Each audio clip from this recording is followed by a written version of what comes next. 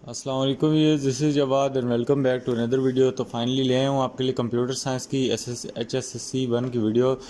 तो यहाँ पे हमारे पास जो MCQs आते हैं ये हमारे पास 15 नंबर के आते हैं। अगर चैनल पे नए हो तो चैनल को लाजमी सब्सक्राइब कर लो और नोटिफिकेशन को भी ऑन कर लो ताकि इसी तरह की वीडियोस देखते रहो।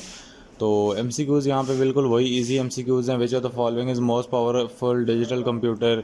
उसके बाद which of the following is most suitable to print salary slips. तो बिल्कुल change memory work between.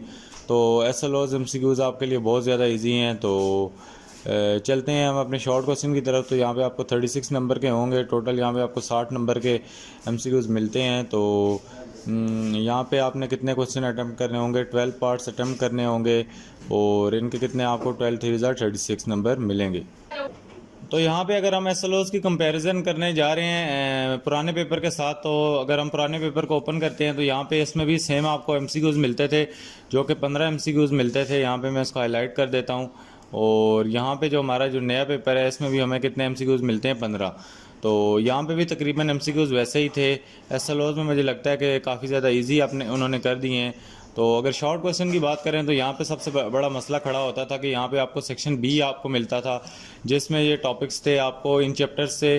Chapter number 1, chapter 2, chapter 3 और चैप्टर 4 से 7 क्वेश्चन आते थे, जिनमें से 10 क्वेश्चन आते थे, जिनमें से आपने कितने 7 को आंसर करना होता था। उसके बाद आपको एक सेक्शन C आता था, ये भी शॉर्ट क्वेश्चन का था। इसमें चैप्टर नंबर 5 से लेकर चैप्टर नंबर 8 तक इस सिलेबस से क्वेश्चन आते थे और इसमें से भी आपको 10 में से कितने करने होते थे? ये हमें 7 करने होते थे। और उसके बाद लॉन्ग क्वेश्चन का सेक्शन D आता था। तो इसका नुकसान ये होता था कि आप कोई चैप्टर छोड़ नहीं सकते थे, आपको टोटल सारे के सारे चैप्टर करने पड़ते थे बुक के। तो सेक्शन D में तो लॉन्ग क्वेश्चन उसी तरह 4 आते थे, 3 करने होते थे। लेकिन जो सेक्शन A B है यहाँ पे आपको क्या होता था कि ये मसला हो जाता था ये वाला। तो SLOs ने आके ये चीज़ रिमूव कर दी है। तो आपको यहाँ पे सीधा सीधा अभी कितने क्वेश्चन यहाँ पे दिए हुए होंगे उन्होंने?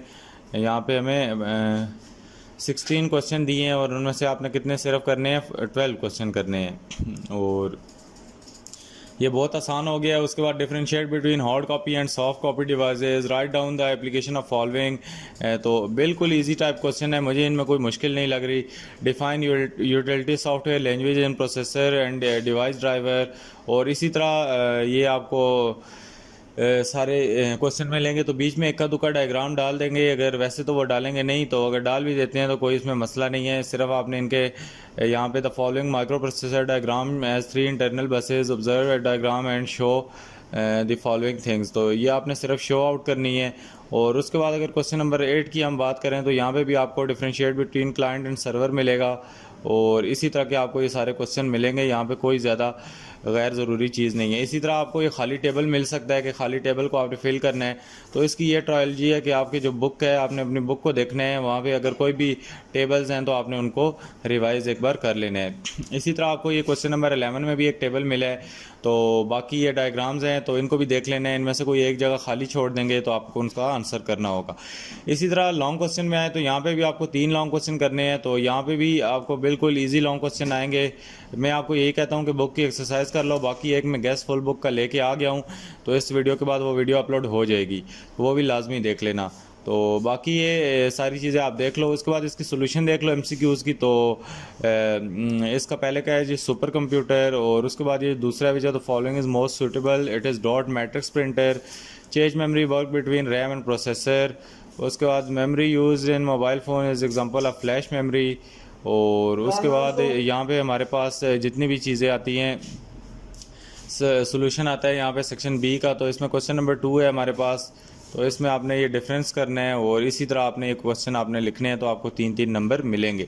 नीट एंड क्लीन करके हेडिंग्स वगैरह जहाँ पे ज़रूरी हैं वहाँ पे दे के आपने इस तरह अपना पेपर हल कर रहे हैं। तो डिफरेंस को इस तरह लाइन लगा के दोनों को पॉइंट्स की फॉर्म में लिखना है। 3 नंबर है तो 3 डिफरेंस बहुत हैं।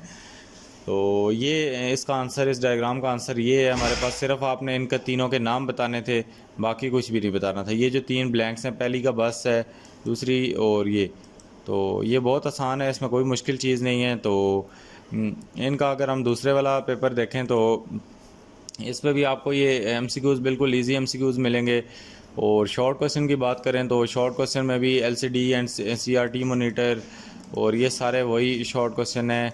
इनमें कोई मुश्किल वाली चीज़ नहीं है। ईपी रोम और ये जो ईपी रोम है और ईपी रोम है और इसी तरह प्लग एंड प्ले और ये सारी चीज़ें तकरीबन वही हैं। बाकी इक्का दुक्का डायग्राम है, इससे आपने घबराना नहीं है। और बाकी ये आपको जो कॉलम है ये बहुत आसान है फिल करने वाले।